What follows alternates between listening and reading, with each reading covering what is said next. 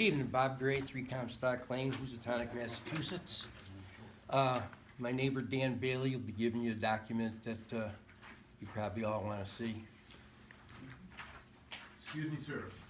I'm going to try to take a couple of notes, so I need your name and address loud and clear and slowly, please. Bob Gray, Yeah. with an A. 3 Comstock Lane, Yeah. Yep. Housatonic. Yep.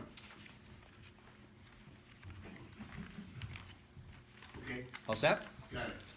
Okay, we have a number of questions here which have nothing to do with the theory of affordable housing necessarily, but there's a number of questions, as you can see from the sheet Dan passed out, that are of a specific nature and things should be answerable before anything goes forward.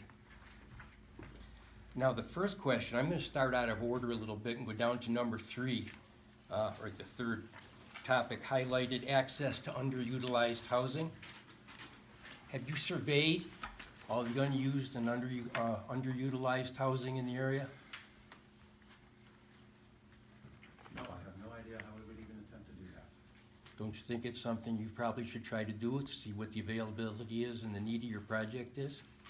Well, I know there's a 0 vacancy rate in Great Barrington, 0. pretty much 0, less than 2%. Construct has over 400 people on their waiting list, 800, it's 800. 800 people on their waiting list. And there's no apartment affordable or otherwise in Great Barrington that could be covered with a There is not. rental voucher. There are apartments that could be covered with a rental voucher. That's but what we're asking. We don't give out rental vouchers, that's the state. Well, is that something's possible to tap into? I'm sure anybody that's interested in that is. That's not a committee function, in other words, it's all up to an individual? Yes. Okay.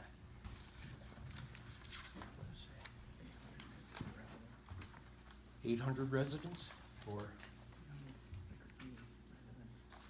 6B? You gotta explain that to me too. Is it 800 Great Barrington residents or 800 residents from Worcester, Dorchester, Lowell? Where are those, where the Contract, I believe it's mostly from Great Barrington. Mostly, the surrounding area, the surrounding Southern area. Berkshire. Southern Berkshires, Dan. Southern? Southern Berkshires. You know, some people could be from Egremont or Sheffield, Lee. But they could come from Dorchester, Lowell. Theoretically, yes. I think more than half of them are Berkshire's residents.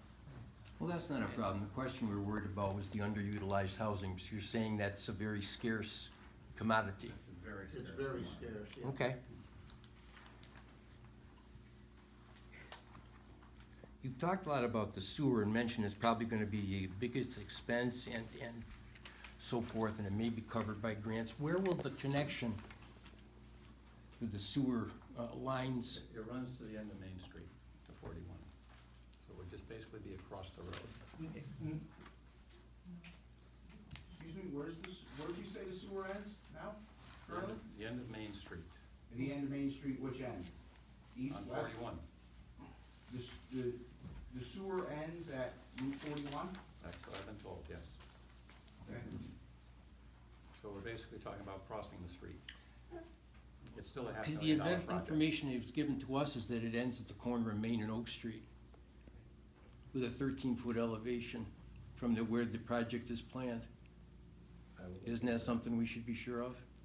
We will definitely be sure of that. That's a pretty good extension or a pretty good sized project. One of you gentlemen mentioned there was grant money available for that. It would all be covered by grant money. Is the grant competitive? It is. The school district had available grant money. 60 people applied, 6 accepted. We have any guarantee? There is no guarantee. Who will foot the bill if It won't be done if we don't get that. there'll be no project? There'll be no project. Okay? We're willing to wait a few rounds. So that might be 10 years from now? Might 5? be a long time. Rough idea? hard to say. Well, I'm saying actually, I'm agreeing with you, it's gonna be it's up in the air, but it won't be the day after tomorrow No. if the project doesn't go We're forward. probably not gonna even apply until we have a better Wait, idea wait. what the project shape is gonna be. There may be other alternatives too, when we get into it. What might they be? Just, just Oh. what might they be? Septic systems or a group septic, plan. Yes. we prefer Something that. like that keep on site. So it would be some kind of septic treatment plant on site, that's the kind of thing you're talking about? You said No, a septic individual plant. septic systems, just like And the then you said neighborhood has now. Mhm. Okay. Up to Title V standards? Of course. Yes, we would be required to meet Title V standards. And what are the setbacks for a Title V system off of property lines or houses? I don't have that We're not technical anywhere near that information. far along in the project.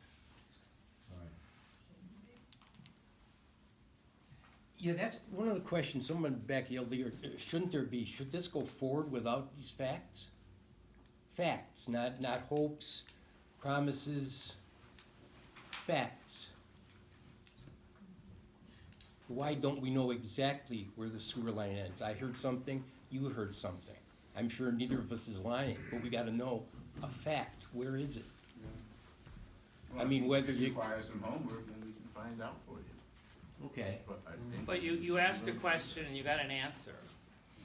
I don't understand where the the answer gap is. is, you have two different answers. Believe that Bill gave you an answer of what he was been told. I said what I'd been told. Go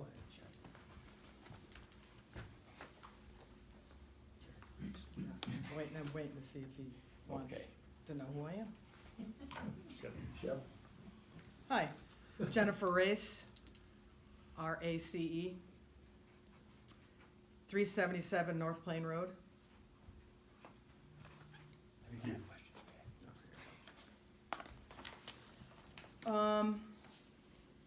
Regarding the proposed sidewalk extension, presently, like, where is that going to, if you've heard supposedly there's gonna be sidewalks, where will they supposedly end? At 41, that's already been funded. The town project supposedly is putting in sidewalks, and where are they gonna end? At 41, I believe. Okay. Excuse me, for your sure. Mark, do you know? I'm under the same impression that it stopped at the intersection of 41 and But again, these are impressions and thoughts. So you, We're under the assumption, and people from town had told us, that they're gonna end the rail trail. Where the old railroad tracks used to be. Is that a possibility? A probability? What was that? I was just wondering if, go ahead, I'm yeah, sorry. that's all right, because we were under the impression that the sidewalks were gonna end at the rail trail, or the old railroad tracks right there. That's what we've Have been told. been hearing rumors about that. And so now supposedly, that it's gonna end right there at 41. And a question there is, what's gonna happen how are people gonna get across the street if it's a busy neighborhood, a busy 41? Are you gonna install crosswalks? How are you gonna get people, if you have 39 units or how many units? People are gonna cross that very busy Route 41 where there's been tons of problems. And it impacts my property because my property is right there on 41. So is the town gonna take part of my property to put in a sidewalk? There's a lot of issues with having this supposedly a sidewalk right there.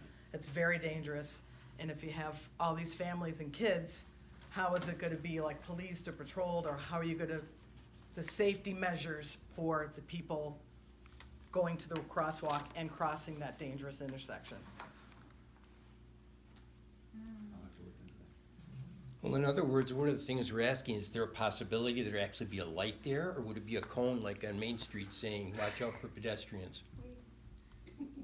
Well, that's a busy road. You guys, snort a little bit, but you're gonna Yeah. have some traffic jams Yeah. there. You got people, I've seen myself, 3 accidents at that intersection within the last couple weeks walking my dog. Who's blind and didn't get this, she's deaf, she couldn't hear him. And 2 deaths No. in the last 10 years. Yeah. In fact, I saw a person be killed there when I was in EMT. If I may say something, Bob, I don't think these are any things that we don't wanna do and don't wanna see get done. You sound like you're really challenging, and it's not. We really want it. I myself would like to see them done.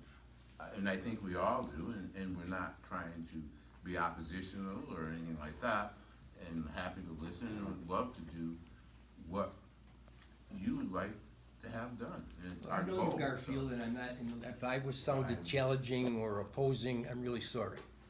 All right, that wasn't my, what's the Well, word I'm we're all looking here to for? try to work Attitude. together. Yeah. I think we all wanna work together, is what it is, and we really wanna hear what you have to say. Yeah, well, that's why And we're hopefully asking we some can- of these That's why we have questions. this meeting Oh, I'm tonight. sorry, go ahead. No, I'm just saying, that's why we have the meeting tonight, and hopefully we can Well, the straighten thing this out. is- It may not be tonight, but we're working on it. What we wanna do maybe is to plant these ideas, if nothing else. An answer would be great, but if we can't get an answer tonight, the whole Right. list of questions, and we'll ask a few more if you permit us. Absolutely. And, these are all things, these are matters of great concern, Yeah, much more to, legitimate concern. much more to any of us in the neighborhood than who's gonna live there. Right, because we've Right. been there the longest, and we know some of the issues regarding that neighborhood and with the type of project that's going on, and it's just, we just have concerns.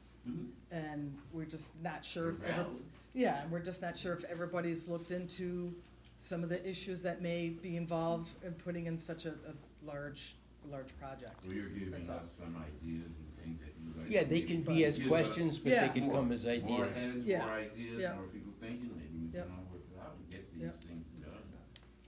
And whatever questions we can't answer, we're happy to go to the town and get you answers, and some of the possible developmental partners can answer some of these questions too, so thank you for the list, it's helpful. Well, okay.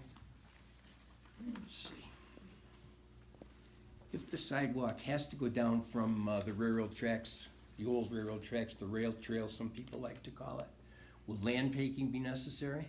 I don't know, the town is taking that, and I believe they already own the right of way for the sidewalk. So it's 10 feet, like a highway boundary kind of thing, like I'm not sure. a usable situation? It's different for every road, It's different. so I don't know, the setback on every road, but Because I lived on a residential street there, and the setback was 10 feet.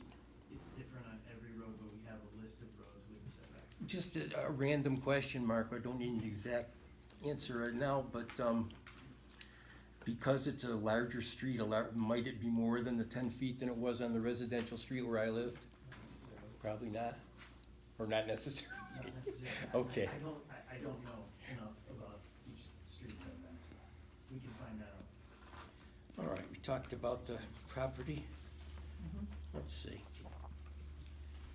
Can I say something before you go on? Sure. Karen Passmore, 317 North Plain Road.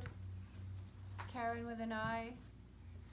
I just had a thought when you were talking about the need for a traffic light, and this is a very dangerous road.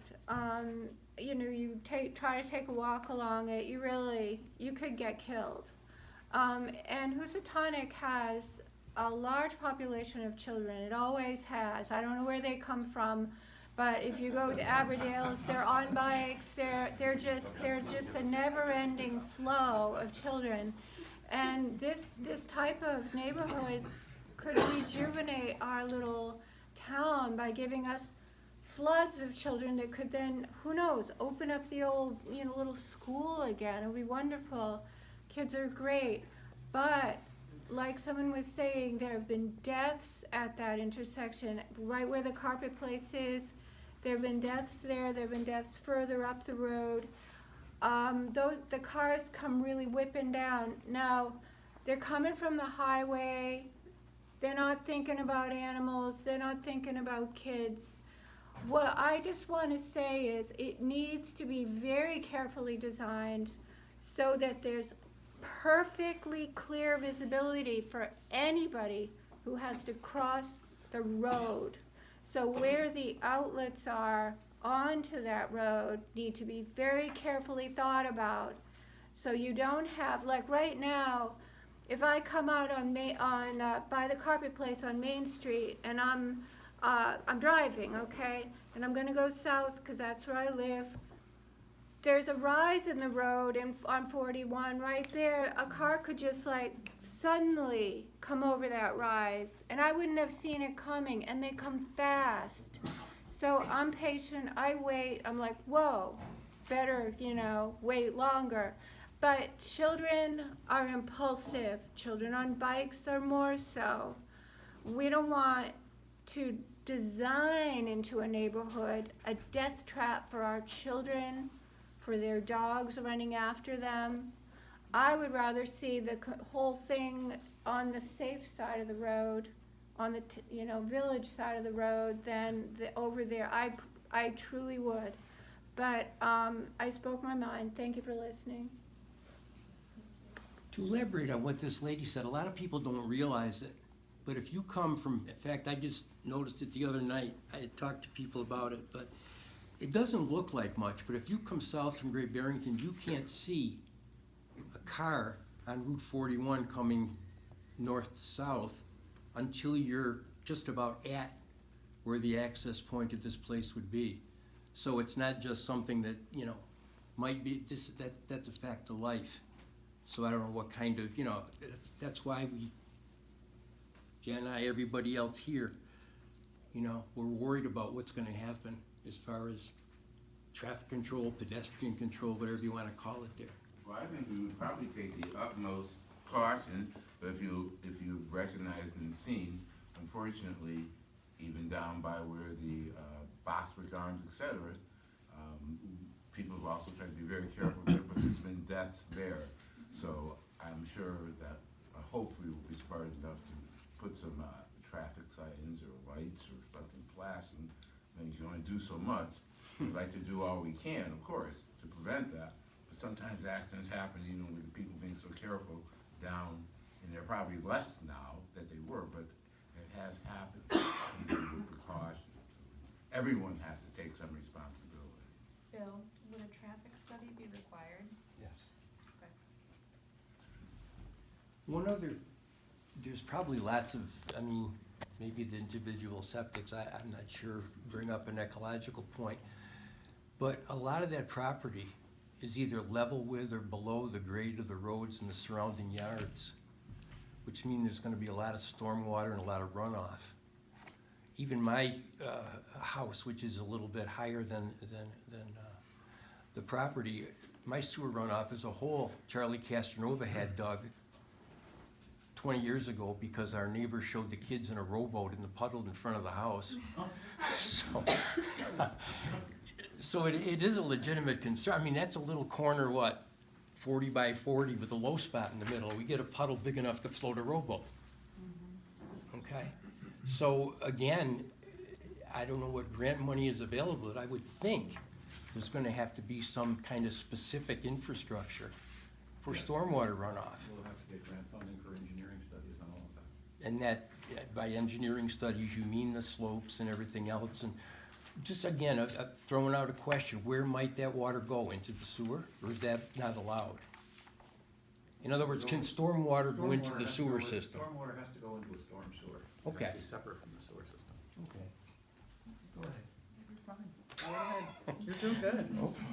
You're the teacher. Not anymore. Again, not to cast aspersions on any other town departments, but it's been brought to my attention, I don't know if you folks have heard about it or not, that on Halloween, there were numerous calls from Housatonic for police coverage, and no police came because they were all covering incidents in Great Barrington. Now, in the whole process here, would it be able, advisable, necessary to hire at least another patrolman and at least one more police vehicle? That seems unlikely, but. But, you had a situation here, Halloween night, with people throwing eggs, and you couldn't get a response to Housatonic. You're gonna have, who knows, 100 extra people, maybe 150, 275. But whatever the case is, you're gonna have a larger area, you're gonna have more people. You're gonna, again. And with that, Yeah, with the decline of the volunteer fire department, you know, there's gonna be a lack of response time. If something happens in that development, we'd have to have Great Barrington come up and cover, take care of any, you know, any situations. But, you know, what's gonna happen there if there's no longer volunteer fire department in Housatonic? How do we take care of that? Maybe you can tell me, Mark, you might know some answers to this. How many times does an engine from Housatonic even respond anymore? I don't know the answer to that, I'm sorry. Okay. Well, that's something you might wanna consider. What Jennifer mentions about volunteerism, again, not to just tell a story, but to emphasize the point, we used to have 40 people on the fire scene. We'd have so many people, guys would have to stand and watch. Okay? I read in the, it was the Record or the Edge or someplace, recently that the structure fire down toward, is it the Prairie Whale? Was there a structure fire down that way? Oh, Up on Gas House. Is that where it was? the gas house plan was the Dan Bellows. Oh, yeah, Railroad Rossiter, Avenue. that was on, yeah, Rossiter. Yeah, but whatever the case is, they had 13 responders. Now, God forbid if there were a multiple emergency. Yeah. Well, didn't Housatonic respond to the West Stockbridge fire on Saturday night? That's not the same thing. Mutual aid. Yeah, mutual aid, and you can get The mutual engine aid. rolled out of Housatonic. Yeah, then they had time for mutual aid is not a situation where you have people burning to death. That's the West Stockbridge Fire Department's business. Mutual aid, I've been on many mutual aid calls, and sometimes we were called 20 minutes into the situation. So mutual aid has no, My only point is the engine rolled out of Housatonic. which means somebody might have driven 15 minutes to roll it. It's possible. Okay. You know, I think it's a bigger issue in this town, and I think it does go to the affordable housing and the whole idea. One of the things that's, and there's a couple of things that are happening in Housatonic and in Great Barrington. Housatonic's always had young families, it's always had affordable housing, but it's creeping up in price. You know, you can't go to Kirk Street or Hart or whatever and find an affordable house that much anymore. You're preaching to the choir in that regard. And a lot of it is, you're not getting the young people who are able to stay in town where they grow up, where they go to high school, where they may even work. No? Those are your future volunteer firemen, you know, because right now, the population's aging. You know, I got a friend who's 65 who's still on the, you know, still rolls out, I don't know what he does, but you know, he's still on it, technically, so. Well, that's part of my point. Again, it's completely subjective, and I'm only gonna say one thing about that. There's plenty of young people I know now in Housatonic who have that chance to stay around there, no volunteers. Zippo. Okay, but getting off of that, like I said, that's completely subjective.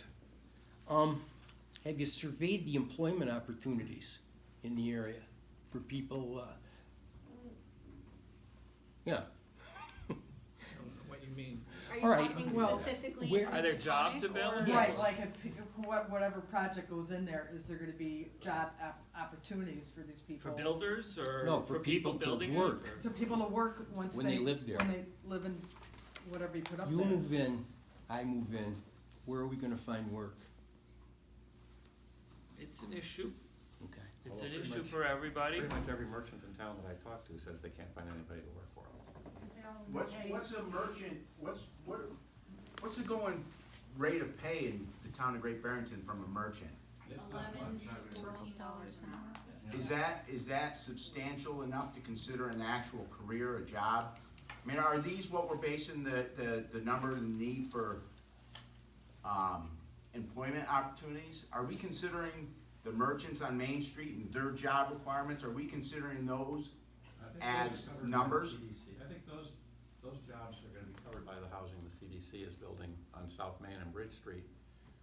We're looking at people like mechanics that work in the garage, the people that work behind Like the somebody who counter. might be in the welding trade? Somebody that might be in the heavy welding equipment trade, Local absolutely. tree guys, There's many of carpenters. those jobs available. Yeah. I'll tell you, no, there isn't. I work in that trade. There's about this many available right now, cause I just filled one of them. Okay. So, anybody else? I mean, what other employers are we looking All for? medical and nursing homes, Uh, all need I CNAs. hear Berkshire Meadows is employing every day of the week. Yep. You can work there overnight shift for an added 35 cents to your $15 an hour. Any other employment opportunities available? I have no idea. Just a quick question, and I'm sorry, I don't mean to stop everything. No, don't be sorry, Jim. Does Goodness this- gracious, it's legitimate.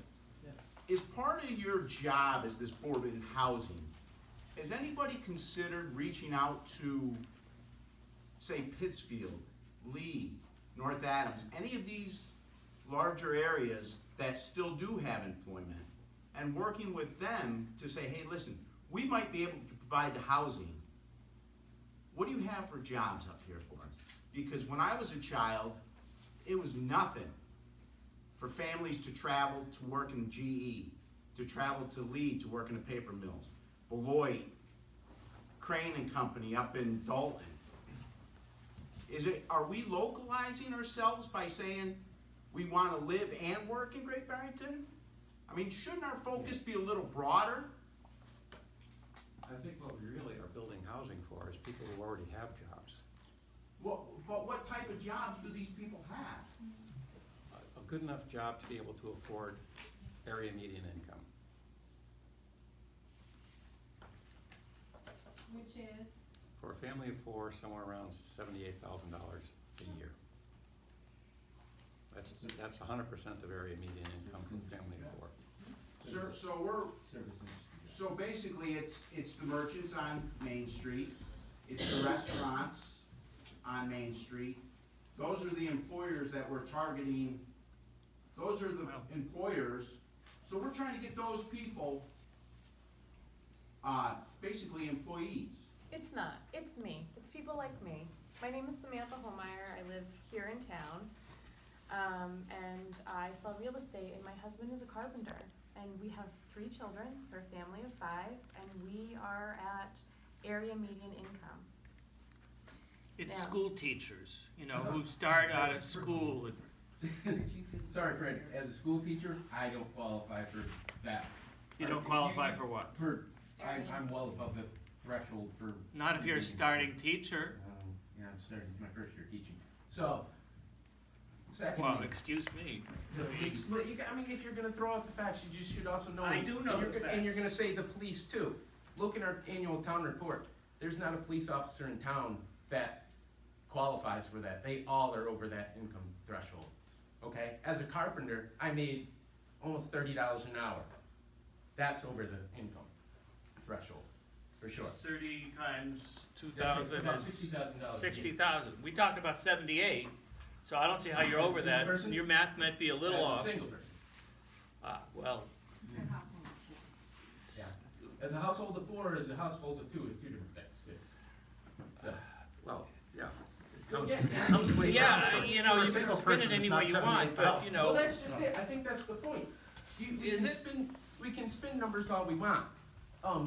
Just like there's whatever 800 people out there. Well, 30 years ago, the population of Great Barrington was 7,700 people, and people lived here. And in 30 years, houses have been built, apartment buildings have been built, and our population's about 1,000 people less. So there's more housing stock for less people. And so I'm confused where this number comes from. But when I grew up, there was a family of 11 down the street, the family of 5 next door, and a family of 7 down the street. You don't find that anymore. You know, you've got these out-of-towners coming and buying houses, so you've got a house that's used, but there's, you know, maybe 2 people in it. So, Okay, but you there's know, still. that's what, you asked the question, that's it. But my point is that there's still a housing stock that is increasing more than the housing stock is increasing and the population is still decreasing. So I'm not quite sure why that number of openings for housing is so high. I mean, nobody's ever been able to.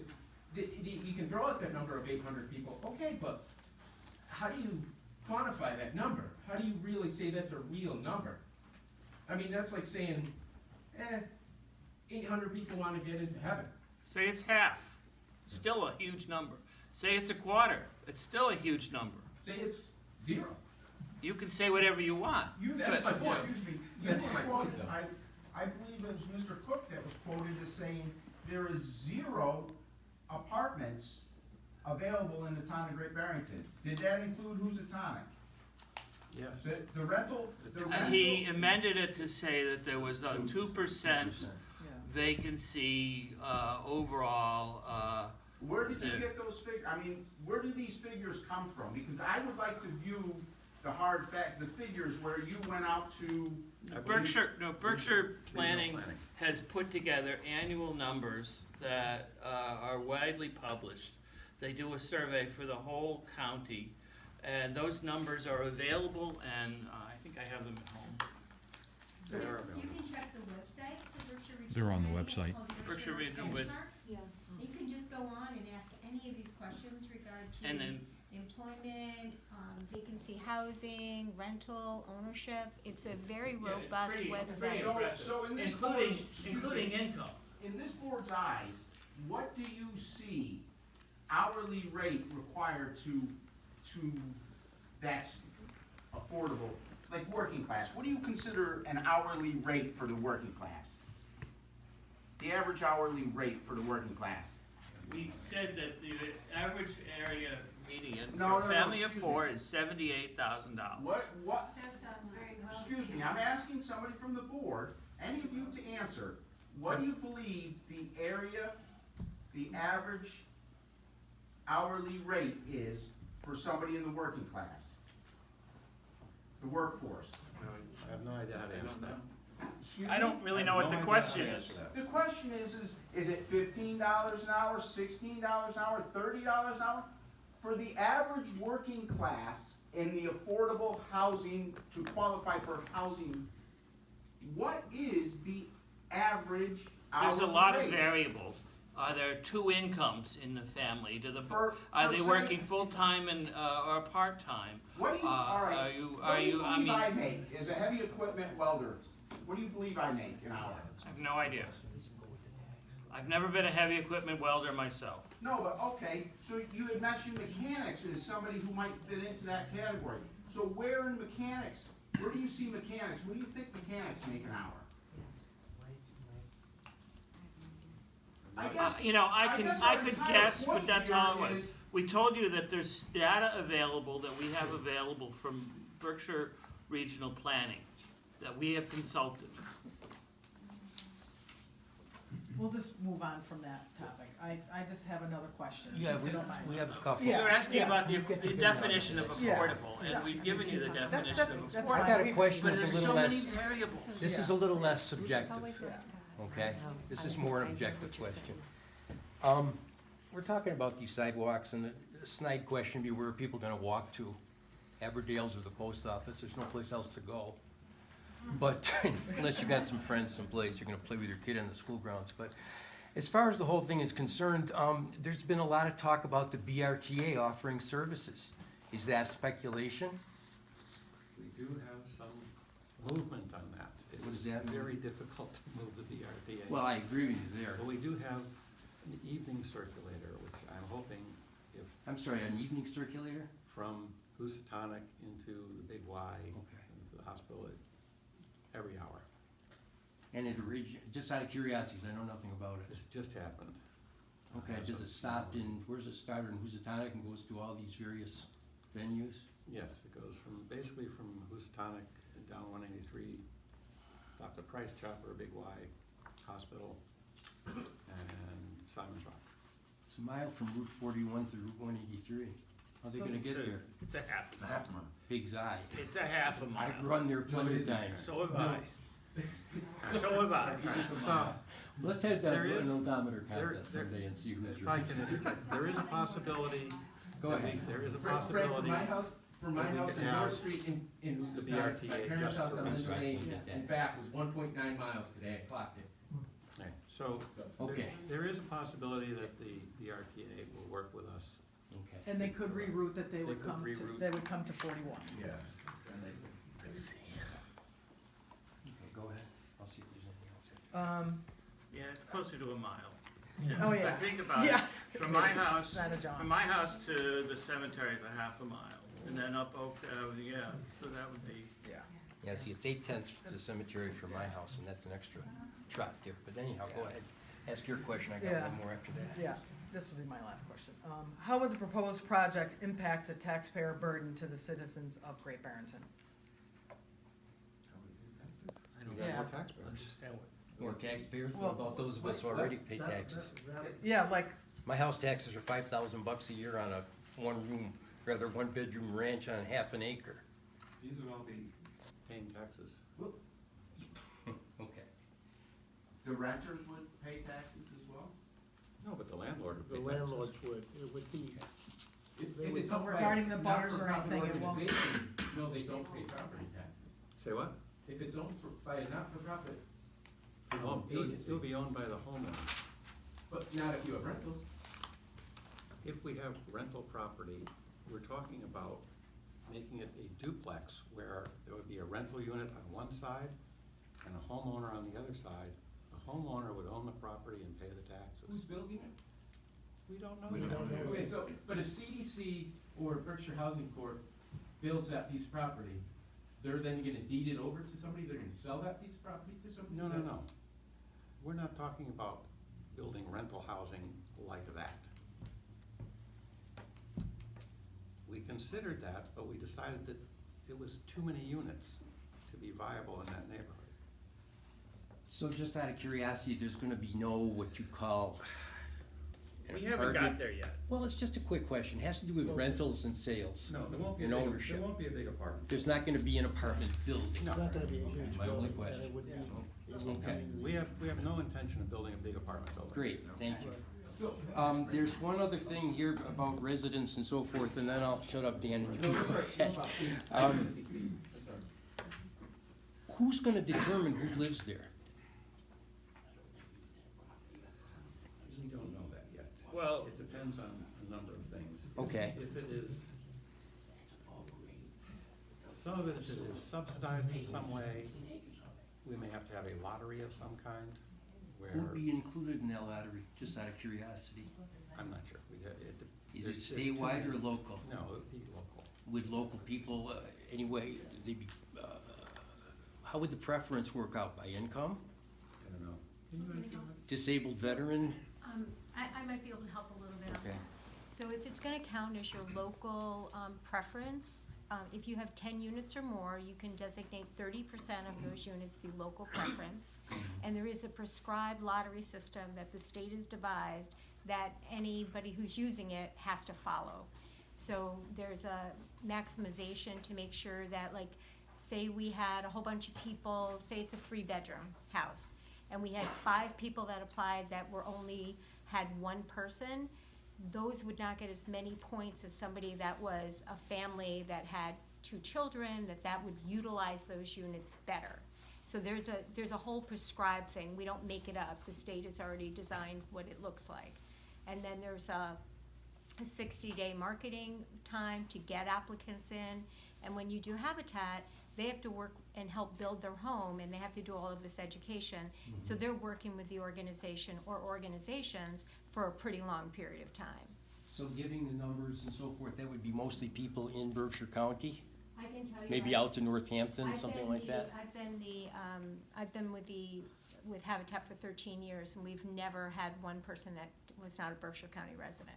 They just seem to gravitate, a lot of people wanna live here. We have a lot of Head Start teachers, nurses aides, those kind of folks, early end teachers.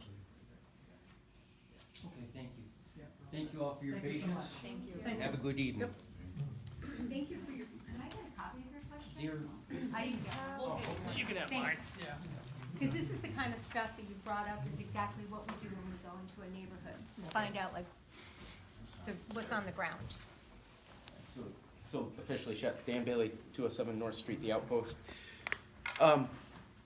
So explain to me what you guys are trying to do with this rental thing. So let me walk you through what I'm hearing and stop me where I'm wrong. So 7.5 acre piece of property, throw in 1.5 acres for roads and turnarounds and unusable space, setbacks and everything. 6 acres. 1/4 acre lot zoning, 24 lots, 24 housing. So you're gonna sell each one of those individually. We're not sure what we're going to do yet, Dan, but that's a possibility. Okay, but you just told me that everybody in there is going to be a taxpayer. So you will sell each one of those properties. Essentially, yes. Okay. If you sell 12 of those properties to the CDC or Berkshire Housing, they are a not-for-profit organization. They own that property. Why Correct. would we sell it to them? Aren't they gonna be the developer of it? Not necessarily. So this is why I'm asking. Because you got, But you're I'm talking about completely being the confused. end user of it. Okay, I mean, the developer is, so they develop be- it, and then what? It gets sold to, in the Habitat model, it gets sold to yeah, individuals. I understand the habitat, and completely, so I'm not asking about that. I'm asking about your other potential. How does it go from a development, a not-for-profit organization developing it, in town-owned property until that happens, to home ownership where the people are paying taxes on it? How does that process happen? Well, CDC or Berkshire Housing has already said they cannot build rental housing for us unless they build at least 36 units. We have no interest in putting 36 units Okay. on that lot. So now are we So talking we're 24 or 20, 10, whatever? Somewhere in that range. Okay. This is the very beginning of this whole project. We understand, well, it's not, because you guys already have a purchase and sales process. So that's, We couldn't start it. The reason but that you we did guys that- can't send out RFPs until at least July anyway. Long Right, so time. right now, Long even some time. of your discussions are putting the cart before the horse by saying, oh, it's going to be Habitat for Humanity, when in reality it has to go to RFP. And you could get some developer from wherever coming in building things for $75 a square foot, and you have to accept that if they meet your criteria. Yes, unlikely they could meet our criteria and make any money, but. You don't know that, but my point is like saying, oh, it's gonna be Habitat, it's gonna be this, it's gonna be that. You don't know that. We've been trying to tell you that we don't know that it may or may not be Habitat, But it if may you're be others. if you're using taxpayer money, the $200,000 of taxpayer money to purchase a piece of property, don't you think you should have a very good idea of what you're going to do with that property?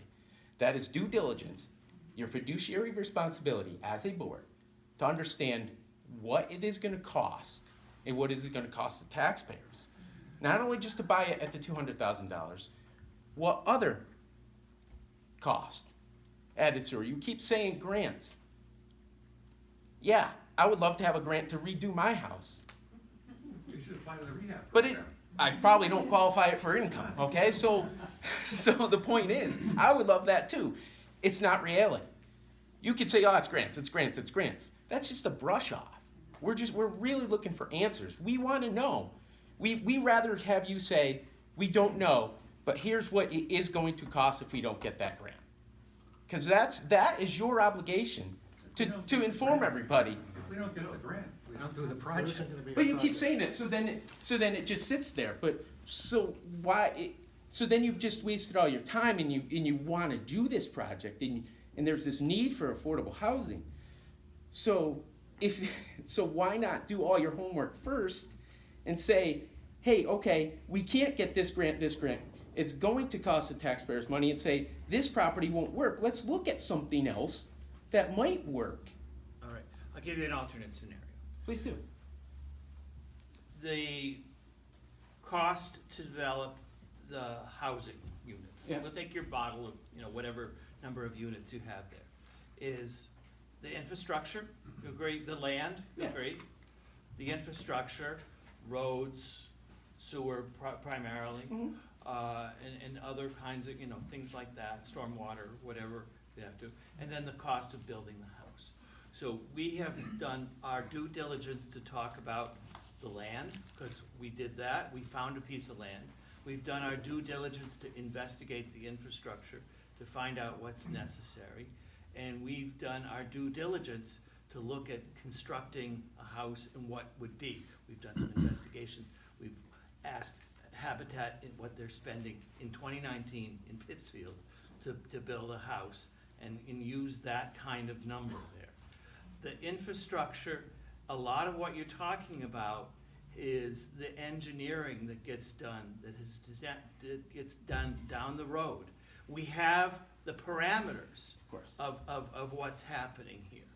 The septic has to go, from here to there, and there's a cost to that and the infrastructure to put that in. We've told you that there's a grant money. We've talked to the people of the grant money. It's not just a town grant program. It's a mass housing for affordable housing development sites specifically designed for infrastructure. This is right in their wheelhouse for that. But if we don't get the grant, I still think we could go forward with some version of an on-site disposal, a septic system. There's a cost to that. So the land comes from taxpayers. We agree with that. The development cost, either it's going to come from grant or it can be bundled into your 24 units. You come up with 24 units. Say it's, $250,000 to put septic systems. I'm doing that because the math is easy. And it turns out to be, I got my decimal point in the right place, $10,000 per house. So Carolyn's told us that they're building houses for $125,000 exclusive of the land, exclusive of the infrastructure. If we end up having to put that money in, we could bundle it into the whole development costs that the developer fronts for us and then recover it when we sell the house. So instead of selling the house for $140,000, maybe the house gets sold for $150,000, $160,000, $170,000. That's what we're talking about, is coming in and developing this land and doing it so that a young couple can come in and afford a house at, I don't know, I'm throwing numbers out because it's still speculative, but I've got this parameter where I've got, I'm not gonna have $300,000 houses and I'm not gonna have $100,000 houses. I think we're gonna be in $160,000, $175,000 range. And not only that, there's numbers right now. Well, I just did. Yeah, thanks. Thank you. But, that's So when one they come in person's at talk. 200, great, thanks. Yeah, it could be 200, but that's still affordable in Great Barrington. Not only that, there's financing and grant money available outside of the town of Great Barrington, outside of the CPC, and outside of the affordable housing for the financing to go forward. Habitat has a great financing model, for instance. There are others that are available to us as well. So that the payment is going to be very affordable for that young couple. Okay, fair enough. I'm sorry. No, I didn't mean to that's just my Okay. opinion. That's But I do work in this industry, and I do have some some I got knowledge. you. No, I appreciate So- it. Thank you. I appreciate that. So, 2 points to your due diligence. First of all, you said that you did due diligence when you looked for a piece of land. The asking price is $189? $175. $175. Well, and that's you're the asking, agreed price that we settled on. and you're asking for $200,000 from CPC? For closing costs and some. Okay. Legal stuff. The land's been for sale for 16 years. Nobody's been able to find anything, been able to afford to put anything there. Why was the price, and it's assessed at 89? 99. Town has it assessed at 99,000. So that's roughly somewhere in about $100,000, $85,000 to $100,000 gap there. Nobody, Sam, you work in real estate. Obviously, Jonathan does. Nobody in this table just said, let's try to negotiate this. Let's instead of spending all the taxpayers' money, let's try to get this a little lower. We did bring it down from 189 to 175. And the assessed value is what, of the property? 99. No, are you aware what the assessed What's the property appraised is? value, though? What- That's the yeah, difference. What's the appraised value? What was the appraised value? Do you guys know? I don't remember. I think Jonathan has that information. No, the appraised. That's assessed appraised. Thanks. We're talking 7 acres. Okay, but you know, still, of developable land. understandable, but my And point Great is, Barrington. there was an offer made. It seems like when we're talking due diligence, that this committee could have been a little more thoughtful to taxpayers. And because CPA money is taxpayers, and by the way, part of the reason that Great Barrington is unaffordable is because property taxes are high, and what is attached to your property taxes? CPA funding. So it's kind of a spiral effect that happens with a lot of us too, by the way. Okay, we bring in more affordable housing. What are we actually getting out of it?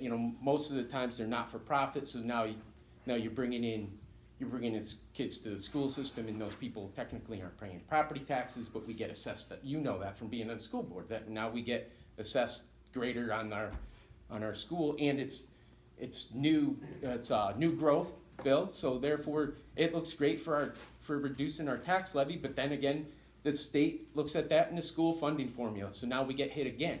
So it is kind of a vicious cycle that keeps happening with these projects. So it seems like this board would look at that, having the vast experience that you guys have here, and try to do whatever you can to make this the most affordable project. Going from 189 to 175 seems like you fell way short of that. That's my just personal opinion, okay?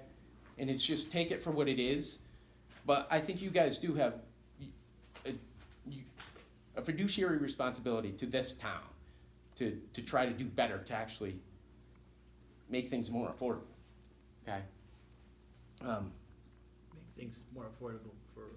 Well, I mean, the More project's affordable. more affordable is what I should say, if you're looking at this project in particular. Right, you could have certainly probably offered 150 and they probably would have been like, yeah, okay, and you just saved the town $25,000. They also agreed to wait for a year to Okay. tie the property up and take it off the market.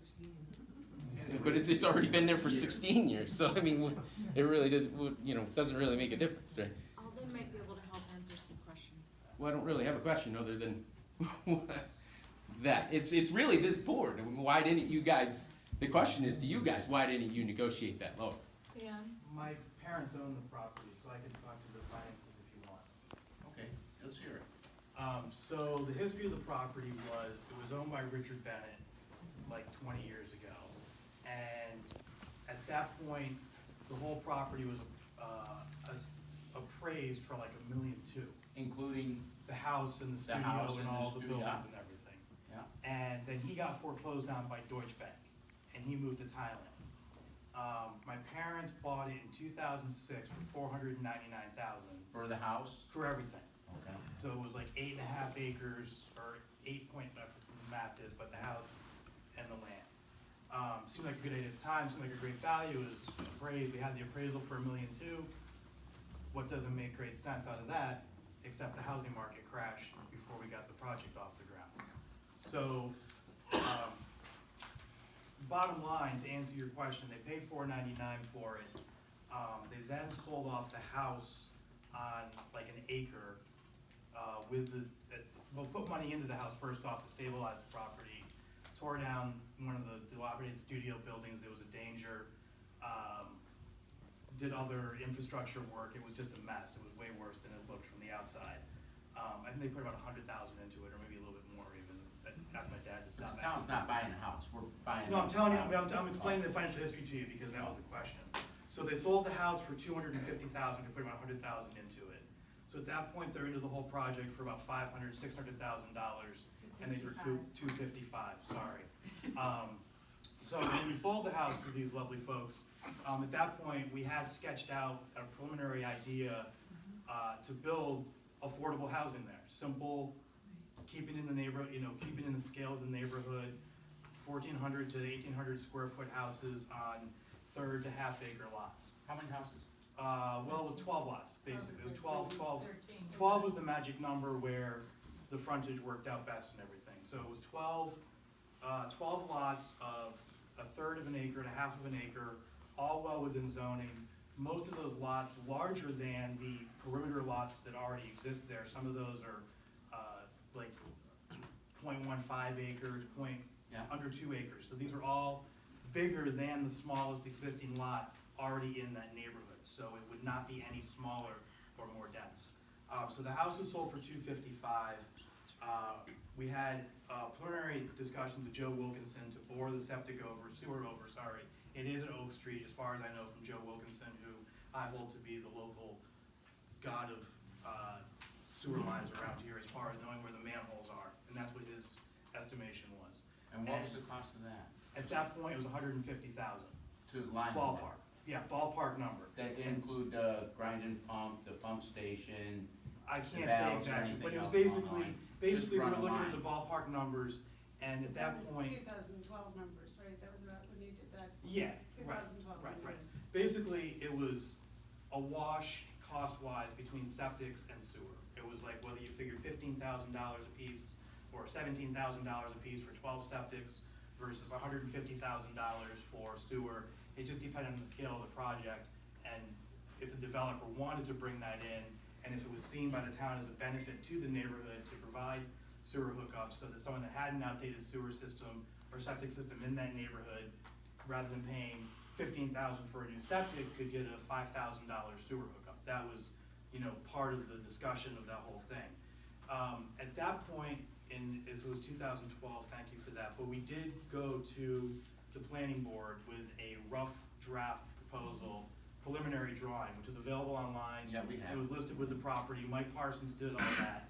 And at that point, the planning board gave us a favorable, it wasn't a pre-plan or pre-approval, it was just a, yes, this looks like it fits zoning, yes, this is, something that we would be in support of. And we then talked to various different developers, almost to what these guys are talking about.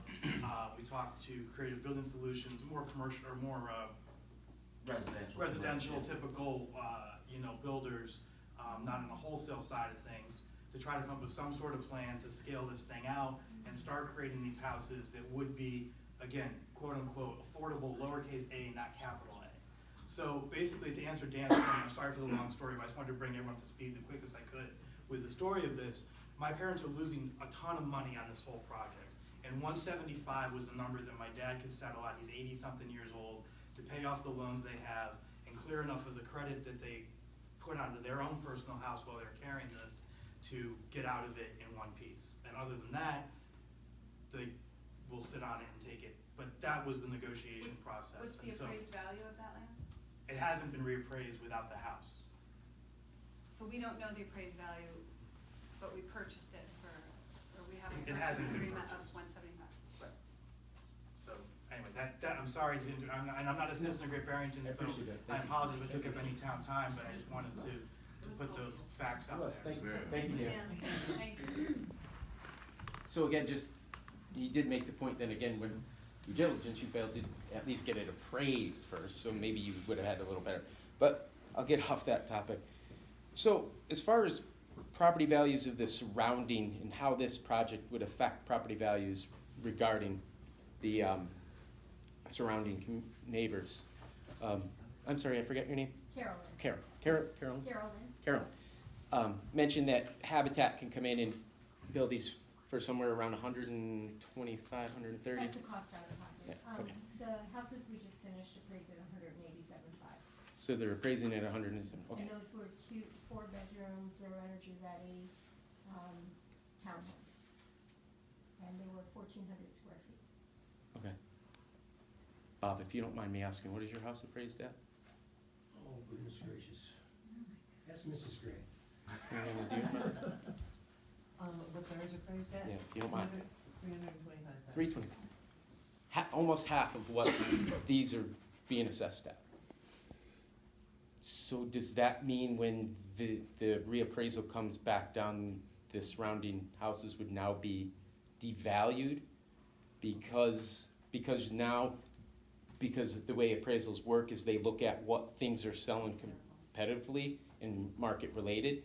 So in other words, if the houses are being sold or appraised at 190-ish and everything else around it is already appraised at 350, that's a big difference. So somebody's got to make up the difference somewhere. So it's either Habitats are going to go way up in appraisal, which then that might put it outside the affordable, or But you can't because now it's got deed restrictions, or the surrounding communities are gonna be devalued, or even worse, you gotta make up that difference now.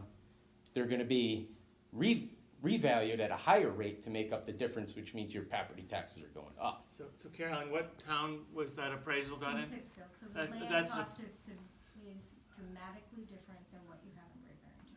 And the 125 is the construction minus the land and the infrastructure. Okay, so do you guys have so before there- you start this project, do And you? you're, excuse me, Yeah, sorry. you're mixing up appraisal and affordable selling price, which can be two different things. So when we're Okay. selling the price, it may actually sell to somebody less than it would appraise if it were on the open market. Okay, but it's my understanding the way our town assessor looks at things, is this true? John, maybe you know a little better? Is that true, that if there's a group of houses that are 390 and then 20 new houses go in and they're appraised at 200, wouldn't that value need to be made up somewhere? That could happen, yes. That could happen. I mean, we take a look at the land and the house. And What the- I've seen is and, appraisals that, No, he's talking now about the assessment for tax but purposes. in appraisal, which is what you're really concerned about, is whether or not you're reducing the value of the houses that are around. He's you, concerned right? about both, because this involves the taxes on the Yeah. other housing. So what happens with appraisals, if they know that it's a length and arm and length transaction, which is oftentimes how Habitat is considered, it doesn't get thrown into the normal mix. It's notated that it was a special financing, and the restriction is listed in the appraisal. So there's a lot of that. So if we were building here, they might not necessarily, they might appraise it for $350 because that's what it would cost to here. The financing package would be different, but it wouldn't diminish the neighborhood because it's still valued at that. Okay, but at that point. And we often see in but doesn't neighborhoods that Habitat builds up. appraisal of 350 then put it outside of your, No, because that's not what people are paying for. so you're the house. underselling it for an With underappraised. restrictions that diminish over time. Okay, Over 15 years is one model that we've looked at. okay, but So but that- still at some point there's the difference between the appraised value and the assessed value. That needs to be made up.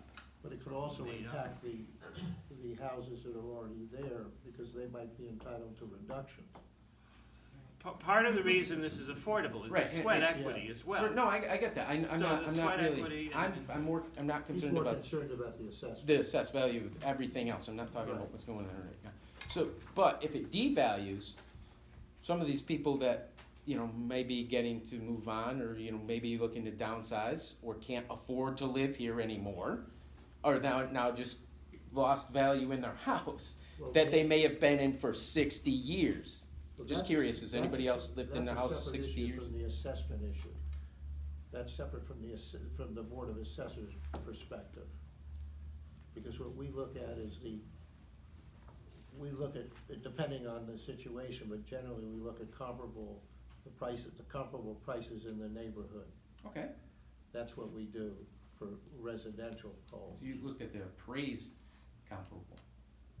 Actual market No, sales. not necessarily. So it's actual market size. Sometimes we look at the actual market Okay, value. We so have thank sheets you. that So, list the so if actual the market value. Habitat is selling for, it's appraised at 50, but it's selling for 250 or 200, even with the restrictions, then there's a difference there, right? There's a difference there. We would take the appraisal into consideration, but generally we look at the market price, the market value of the homes. That's how we do it, and that depends on a whole series of factors. And the market values are always gonna be less than the surrounding, Right, homes. number of rooms and everything. right, but that market value will always be less than those surrounding houses. I don't, It's conceivable that would happen. Okay, so it Could does. happen, it could so happen. I guess the ultimate question is, it could very well affect property values for these Yeah, people. I think the one thing, Dan, is that, to consider, these are all excellent questions in my opinion, and I think that part of the problem is that we're at the very beginning, really. I know what you're gonna say, but in terms of, I know what you're gonna say, Dan. Okay. But in terms of the ability of this board to do all of these things, we need to work with a developer to be able to do it and come up with a lot of the answers that you've asked for here. Some of these relate just to the town, not to what we're doing. Sorry, I didn't mean to That's okay. ignore you. I was listening, I was counting 12 weeks to town meeting, 12 I weeks know. to town I meeting. know. Okay. So, but again, as a public body, you guys don't have to do anything more. You can just sit here and say, we did what we had to do. We got our CPC to recommend the $200,000. We don't have to do anything else. The onus is now on everybody in this community, which is why we're here and why a lot of people are upset. Now we feel like it is our responsibility to find answers that you guys need to, you really should have found out. And here, but the thing is, John, you say it's at the beginning. So it goes back to the question is, you have this idea, you have this piece of property in mind. Why did you ask for CPA funding this year?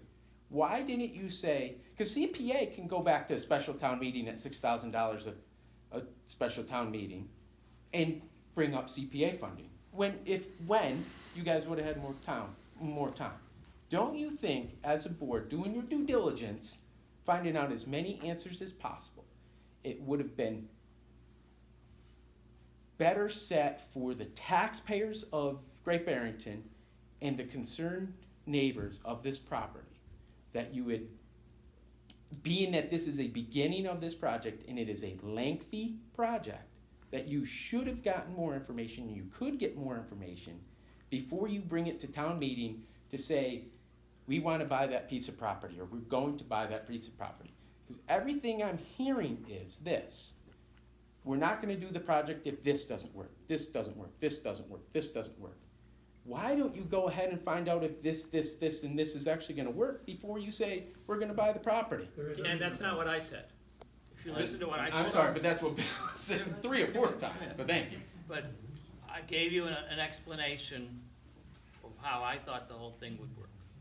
I do believe we've done our due diligence, but some of these questions are technical questions that fall into the parameters that we've identified, that we can afford, that fit into this box, but we don't have the answers until the engineering gets done. And Okay, part of so- this, Dan, can I yeah, respond you to may. your question? Sorry. So, we can't guarantee we're going to get grants, but we can't even apply for the grants unless we have site control. No one will even look at it. We can't do anything unless we have site control. Mhm.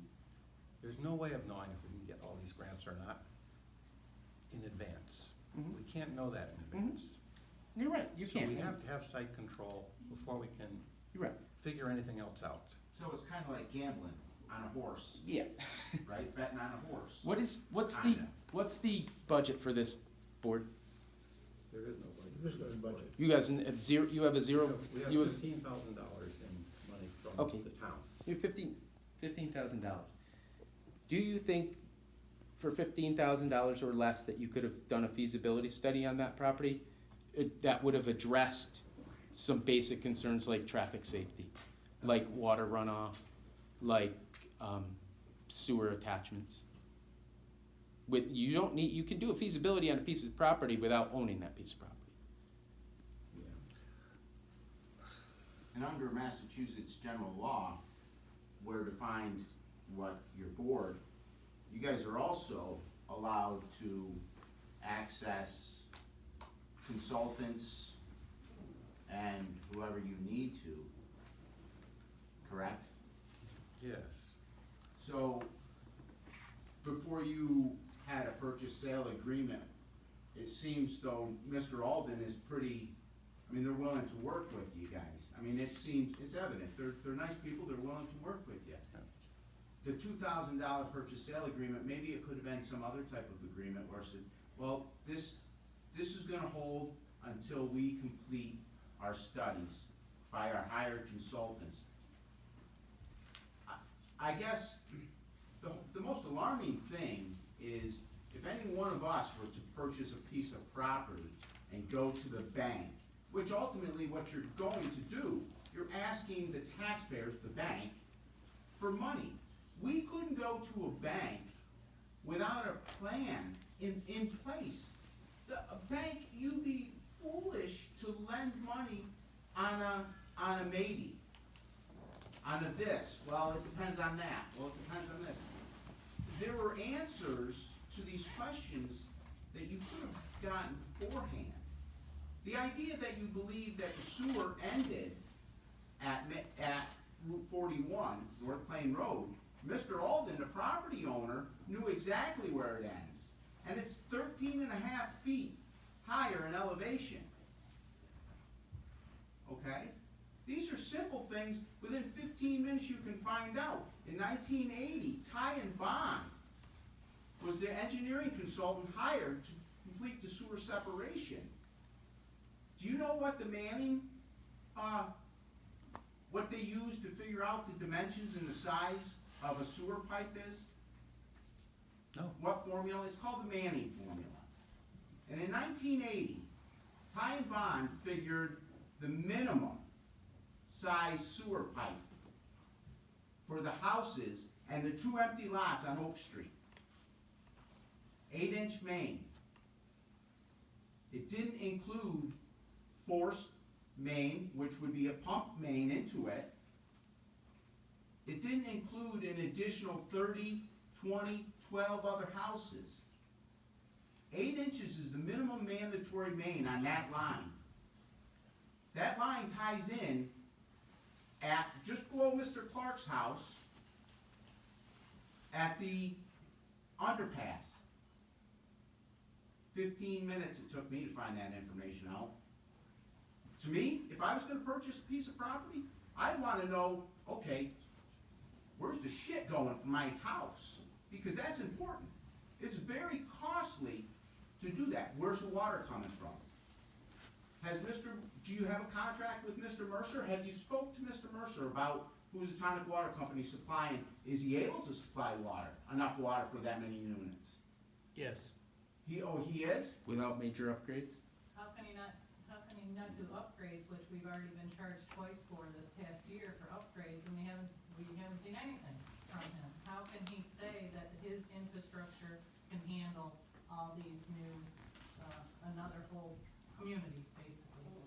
The infrastructure is what, 100 years old for Well, a water company? Right, and you mentioned that all the lines into that property are all at least 60 years old themselves, and they're probably all cast iron and whatever else too. I think, just my personal opinion, and knowing everybody in this room, I can honestly say there isn't a single person here who doesn't appreciate affordable housing. Where we all grew up was affordable housing. We're of the working class. We are the people you're trying to help today. So that, we're not against affordable housing. There's some great things come out of affordable housing. But planning is one of the biggest things that needs to take place. Because without lack of planning, we're gonna end up in a project 5 years down the road going, oh my God. Well, we were so excited because the land was flat and it wasn't contaminated. That was the greatest selling point Mr. Hankin made of the land. It's flat and it's not contaminated. It has no environmental restrictions. Stormwater.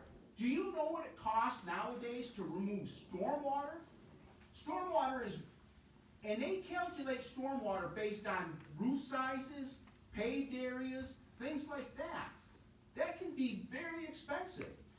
And if you're not draining it, if you can't put it in a simple rain garden as they do nowadays, if the rain gardens or a simple cistern can't handle the capacity, you're gonna have to empty that water somewhere else. Which means crossing other people's properties to get to a daylighted area, which would be most likely the Williams River.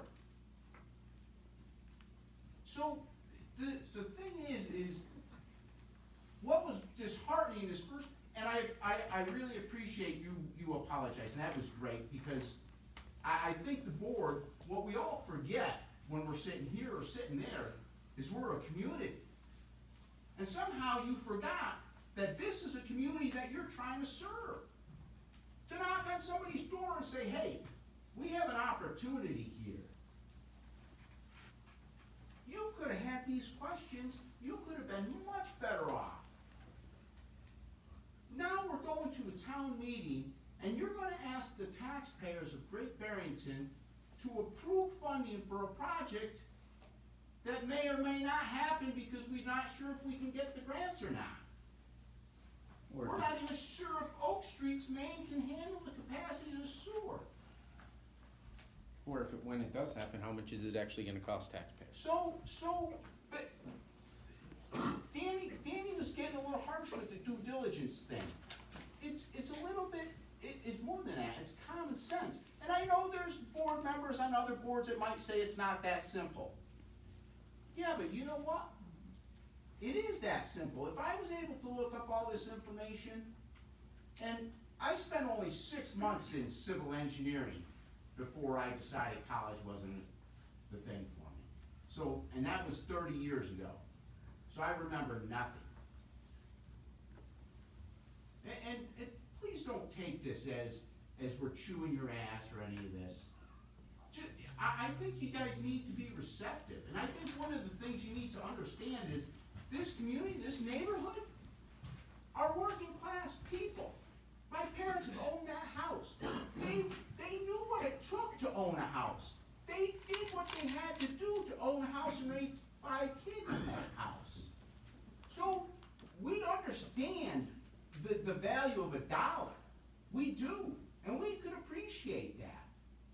But to sit there and slam the door in my parents' face, they've been paying taxes to this community for nearly 60 years on that piece of property. Mr. Gray and Mrs. Gray, I mean, come on, we've all been here forever. There's families that you could have gone to, and I don't think that any one of us aren't unapproachable, that you couldn't have come to us and said, hey, wait a minute, I know Bailey. There might be maybe a connection to Danny. Pick up the phone and call, hey, Danny, what do you know about this property? Do you see anything? Mr. Alden, what was the biggest restrictions? What were the biggest restrictions to a development when you guys started this process? And I'm not saying you guys haven't worked hard, you men and women haven't worked hard to do what you've done. And I'm not saying that what you do isn't important. It's very important. But you gotta keep in mind, there's an impact that it's beyond just that neighborhood. As Danny pointed out, is there gonna be an added tax burden to these people because the working class can't afford any type of increase to their taxes in this community. May I say something? I'm amongst the working class. I couldn't afford another nickel, to tell you the truth. I paid $4,600 for my little 2-bedroom place that has nothing on it. So I'm not happy about that either. But this is a meeting, it's a community meeting. You are giving us input that we need to hear. That's why we're having. We've come up short with some things that you would demand. This is the time where we can hopefully fix them and get them right. That's why we're having the meeting tonight. There are a lot of issues that you have that we maybe didn't follow through correctly. But it doesn't mean that we won't, doesn't mean that we aren't, doesn't mean we aren't trying. We're trying to do the best we can with the information that we're getting now and the input we're getting now. It gives us more knowledge. We know what we have to look at. We know what we have to do a little better. So let's make it so we're all working together, not against each other. I think if you listen, that was my point. Okay. You know, we were willing to work. It's just getting out there and asking. Right, that's why I apologize for that, because I didn't ask. If you had asked my opinion of rental or ownership, let me tell you something. I know for a fact, when you're working towards owning something, you tend to appreciate things a lot better. Absolutely. You tend to appreciate your neighbor. You develop bonds with people when you own something next to them. You have roots. Correct. And I think that's what we're trying to create here is bring families who can put down those roots. That's what my So hope and if you desire were to is, ask me, Jim. my opinion, Habitat for Humanity is a wonderful thing. The idea that these people purchasing the homes go through what they do, I can't imagine. They must be so proud when they unlock that door and they go to bed in that place at night, right? We're supposed to just somebody having a rental apartment to lay their head down until, you know, they pack up and find a better job next door or whatever. When you have a house, ownership, that's important. And I think as you, I forget who pointed out earlier in this meeting, how many rental units have we created in the last year? 90? Well, Affordable the rentals? the ones that have been created that I'm familiar with are all not-for-profit. I mean, Okay, the CD. but they're rental, correct? Well, they have to be, because the CDC, on whose board I am, and Tim Geller was here before, who's our executive director, that's gonna have 45 units. That's the one that they're starting construction on at the end of Bridge Street in So Great Barrington. is it safe to say that, And I will also say that it took darn near 18 years to get that thing done. but is it safe to say that at this point, not that Great Barrington's needs have been met by that number of apartments created, but isn't it time to truly give back to the community, give them something they can own? Let me just back up for a minute. That is basically what I think this board is trying to do. And many of the discussions we have had have been along those lines. I think that we made some real mistakes in the way we proceeded. And one of those was we should have talked to your whole group first. But I think. But the problem is, excuse me for 1 sec, the problem is that we didn't do it. And what we're trying to do is to figure out now what to do and to get as much input from you as we possibly can. And I truly appreciate that. And I really do. The other thing to consider is that none of us we have an architect for sure in my partner down here. But the other thing is that we really need a developer to do, other than the questions that relate to the town, we really need a developer to work through those with us. And we don't have one yet. And that's part of the reason why there hasn't been more progress. I just want to say a couple of things that address both what Jim is trying to say and what you're trying to say. When the Altons initially, that, subdivision they had, none of us complained. And, when I talk to my kids, and this property, unquestioned, abuts two sides of my property. And I tell my kids that they're talking about putting a development, they say, cool, more people to play with, more kids to go to the park with. So no one's opposed to the idea of there being houses there. And, so I think that the key is the idea of ownership.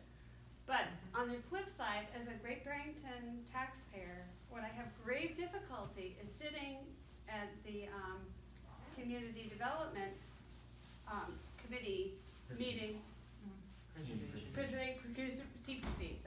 Preservation Committee meeting, and seeing people asking for $18,000 for presentations and with spreadsheets and well-prepared presentations, and then seeing Bill go in there and saying, I need $200,000 for, I don't know, just to buy some property, but we don't know what we're gonna do with it, and they're saying, okay.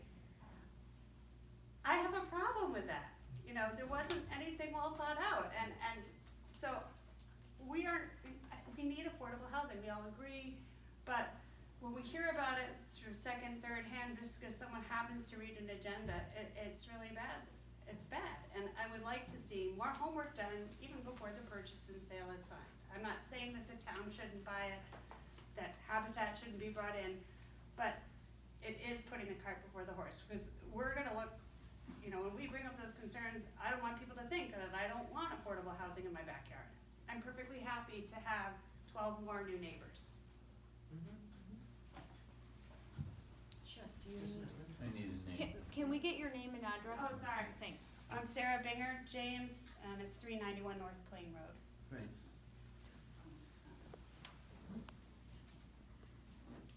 Hi, Laura DuPont, 5 Comstock Lane. I just had a quick question I'm hoping you can clarify. So you said, you don't know if you'll get the grants until you have site control. So that means in order to apply for the grant, you have to purchase the property. Is that what site control means? Okay, so if you purchase the property and then you apply for the grants, you also said if you can't get the grants and then the project doesn't go through. So then what happens to the property? Now it's just owned by the town of Great Barrington because we've purchased it and it stays dormant, or what happens? We could sell it. We could sell it, or we would probably have a discussion with the Aldens at that point. But in order to get the to apply for the grant, you have to actually purchase the property and own the Well, property. yes. John, just, But wait a minute, go ahead. I just wanted to understand what that means. So then if you don't get the grants, the property doesn't go forward, so the property is now owned by the town of Great Barrington. That's. Am I understanding that right? That's essentially true. I believe there's an alternate scenario where we could still continue to develop the property without the grants there. It's not our preferred system, but I believe that it's possible. If I could just answer to the grants question. So every year, there's a MassWorks grant that a town with a developer can apply for. So that was the only thing that was stopping from Habitat from building the 6 units that we were doing. And we had to be ready to get the whole project done within a certain time frame. So you have to own the land, you have to have your design, you have to be ready to roll. Because when the governor says you got this money, you have to be ready to get it all done during a certain time frame. The MassWorks grants, if you don't get it once, you can apply again. We were really I'm not bragging or anything, but we have a really good track record of achieving grants. So we got a grant for infrastructure for $425,000, which included all of the electric, all of the infrastructure, as well as the rain gardens and all of that stuff that was necessary. But if you didn't, you would go after it again and again and again. Because once it's purchased for the $200,000, and since that's through the CPC grant, it actually is then designated regardless for affordable housing. Whether it happens this time around, or you, like you said, you reapply for grants if the first round doesn't happen. But once it's purchased through the CPC funding for the $200,000, it becomes designated for affordable housing. Am I understanding that correctly? Okay. You have to use the money. Okay. That You is, have to if you look at the way the Berkshire Housing Development Corp and the CDC, I can speak about the CDC in more detail, but it took us a long time. I'm new at all of this, for one. Affordable housing was all new to me until we moved up here permanently to Great Barrington. But we needed the CDC owned the land at the bottom of Bridge Street. It had some serious remediation problems, but it owned it first. And the problem is that it's a catch-22. If you don't own the property, you can't really apply for a grant anywhere because you don't have anything to show anybody that you have something to do. And it could very well be that that we come up with something, assuming that town meeting approves it. It could be, it takes us a while after that, a considerable amount of time before we can even come up with first we have to pick a developer, or two, probably one sitting here.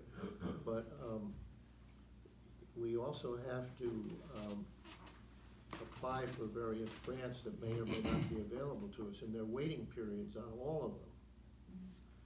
And some of them are really long waiting periods, particularly when you're dealing with the state. In the CDC, we're working on another affordable housing project on South Main Street, which will have 49 units. And we're submitting another financial request to the state for that. And I know you've all raised the issue of where these people are coming from, and it always amazes me when people continue to build hotels around here, where the heck are the people coming from? But I can tell you that we have a big waiting, we have a big waiting list for the 45 units on Bridge Street. I mean, the 45 units, we must have at least 90 to 100 families, households that are waiting for a room. And we also have a waiting list for 910 South Main Street, and all we have is a piece of land. So the families are coming from somewhere. There isn't a guarantee that they'll all show up, but there is, we do have the notices from people asking, can they be put on the list? Just out of curiosity, how many sites did you check out before you chose this one? There are no other 7-acre sites. There in weren't any town other that are 7-acre available. sites. We did look at a couple of There's individual. no 7 acres of open land anywhere in Great Barrington. That you can get for $175,000. Did you check? Yes. Yeah. Yes, we did check that. And we did look at a We've couple. been looking for a long time. We've been looking for a very long time, and this happened to come up. Did we handle it the right way the whole time? In my opinion, no. Why 7.5 We're new at this acres? too. Excuse me? It was Why a big- 7.5 It was a big acres? lot. Well, 7 1/4, whatever it is. Okay, but three acres, if it's quarter acre zoning, you're still getting, 10 units in there? You know, I mean, It doesn't exist in R1 zoning. pretty much. I just wanted to say, for me as an abutter, I'm not so much concerned, again, I'm like my neighbors, I'm not against affordable housing by any means. What's concerning to me is the fear of the unknown, because I've heard so many scenarios about what's gonna go on that property. I've heard 6 units, I've heard 66 units, I've heard Section 8, I've heard rentals, and now tonight I hear this wonderful proposal by Mr. Clark that it would be ownership properties. So I've heard so many scenarios that's what's got me that's just what's got me concerned. I would like to see you, maybe as this committee, to narrow down what you think you wanna do there, more specifically, and then bring that into your proposal, because I've also heard construct, I've heard I've heard 4 different agencies being used. Again, I've heard numerous numbers, going around, so I think that the more you can narrow it down for us, and say, if we purchase this property, this is what we're gonna go for. And this is the agency we wanna work with. Be a little more specific and maybe narrow it down for us, so that we're not so fearful of what might or may not happen. Does that make sense? We'll definitely try to do that. We're essentially in that process. We're in at the that moment. process right now. Thank you, and I appreciate that, and I appreciate you listening to our concern.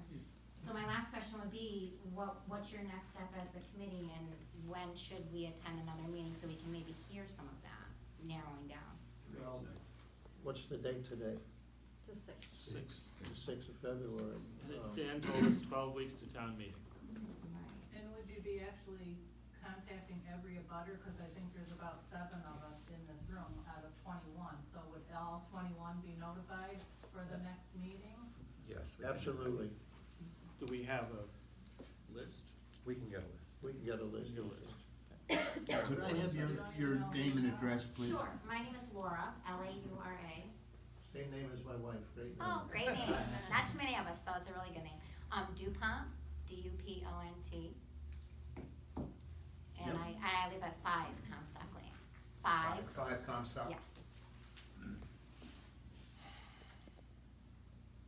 So will you be discussing it in more detail in upcoming meetings prior to the town meeting, or? Yes. And when is that next meeting? Well, we will be discussing it, and unfortunately, because of the open meeting law, we have to get together to have these discussions. So there won't be another open meeting about it? No. We They're all open can't meetings. discuss it offline. We Yeah, can't yeah, discuss it okay. offline. More than half of them are together, it's by law an open meeting. So do you know when the next meeting will be at this point, or we have We're going to decide that at this meeting. We're gonna discuss that tonight. We're gonna set that That's tonight. the next thing I That's a read. great segue, so. Can I ask Mark a question? Mark? Sorry, buddy, I'm not gonna yell at you tonight. you're speaking, could I have your name and James address? Bailey, 1088 Main Street in Houston, Massachusetts. Name, sir? James Bailey. Yeah. Mark, is there any way in writing an RFP that you can specify a developer or not, I know you can't name a developer, but put in specifics such that the developer you would like to see is chosen based on those specs? Hint, hint, wink, wink. Yes. Yes, it narrows down the field quite a bit. Well, that's, okay, so then, just, if any of you board members were listening, and I'm pretty certain you were, home ownership is pretty important. And, you know, I every now and then I have contact with the town, and I know there's little tricks to getting bids to specific people. You change things. It used to be that if the town wanted a Ford pickup truck, the Ford pickup truck at one time was the only pickup truck in those years that had what they called West Coast mirrors. So all you had to do was specify the truck had to have West Coast mirrors, and guess what you got? A Ford, right? So Mr. Clark alluded to the fact that, I mean, his proposed RFP, you know, was although, you know, a first draft, it's possible then to give this group of people more definitive answers, correct? Or like Laura, ease their fears, based on an RFP. Is that correct to say? Can I try to rephrase it? Right, sure. Make it sound politically So correct. what I'm hearing is that what you would like to see is an RFP that embraces what you guys want for your community. So for Exactly. example, you might say, instead of that it could be rental, it would be X number of a potential of between this and this of affordable home ownership. You might wanna say a nonprofit developer, you might wanna say the things that you've heard here tonight are so important to the community. Yes. So I think if you had that as part of your next meeting, that would make people feel happier, right, and feel more Yes. comfortable. Absolutely. And then, I don't know if this is allowed, because I don't know all the town meeting rules, but, if you could even post that in advance, you could get a little bit of feedback on it, like, yeah, you almost got what we were saying, but not quite right, here's something else that we might really think might be helpful. We probably can't post that in advance, Oh. but if we discussed it at the meeting, we could then send it out to everyone. So, Can you come to the next meeting? depending on what the date is, it depends on what the date is. I mean, Great Barrington and Southern Berkshire has been part of our territory for a long time, and I've been the first paid employee that Habitat has had, so I've been really working hard over the last 13 years to get down here. And I feel I love Great Barrington, and I would love to see us be able to work and make what you guys want to happen. Habitat's about being a part of the community, not like just coming in and dropping down and getting out. So, and all of you can come and volunteer and build if it happens. Since all of us are builders, or a good chunk of your neighbors are. I know, I was just thinking that, it sounds like Saturdays would be super fun. Well, we have to work Saturdays to afford Yeah. delivery here, so sorry. All right, we'll I pick think another it's one. great, all this thinking about plans and stuff, and it would certainly be a relief to know there's gonna be X number of houses and so, that's great. Okay, as an abutter or something, it's nice to know that's what it's gonna be, okay? But, the elephant in the room is how you're gonna pay for it. You might get a grant, granted, okay, did you like that? Well, that was. You might get a grant, but then you might not get a grant. Somehow, it's gonna be costing me and all the other good folks in this room money. Probably a big sum of money. Or perhaps a really big sum of money. That's the scary part to me. I love to hear about the houses, that's great. I'd love to hear about the green space, pardon me, that's great. But it's nice to say, well, we can do this, and well, we can do that. Those lines are gonna cost money, those systems are gonna cost money. Right. Big money. Where are you gonna put the pumping station? Are you gonna put it on the property, you're gonna take land from Ronnie Grace? We haven't gotten that far. I know, sir, I realize that, I understand your quandary. I'm not trying to chew on you or anything, but I'm saying that it's really comforting, and I feel great that if you come and give us a plan. I'm deadly serious about that. I'm not being in the least bit sarcastic. But there are so many technical things, and it has nothing to do with the appearance of the place, or who lives there, or what color the grass is. How are fire trucks gonna get in there? Who's gonna cover it? Where's the drain water gonna go? How much of that is gonna cost? Are we gonna have septic tanks? Are we gonna have sewers? The bus gonna come or the bus not gonna come? Are the people gonna walk on the sidewalks or are they gonna walk on the side of the road? Is there gonna be a traffic light or are kids and dogs gonna get killed on the intersection? Those are the biggies to me. I feel really good about hearing your plan about the houses and so forth. I feel you have the greatest intentions in showing us this. But We have work to do. and we do too. Peace. Okay? Yeah. All right. But these things have gotta be known. Yes. Okay. I understand. We're new at this too. Pardon? We're new at this too. Trouble is, some of these people aren't. They know a lot more than I do. So, date for next meeting, I would guess, within a month or so? Yep. Yeah, what is today's date? Six. Six. Check your calendars.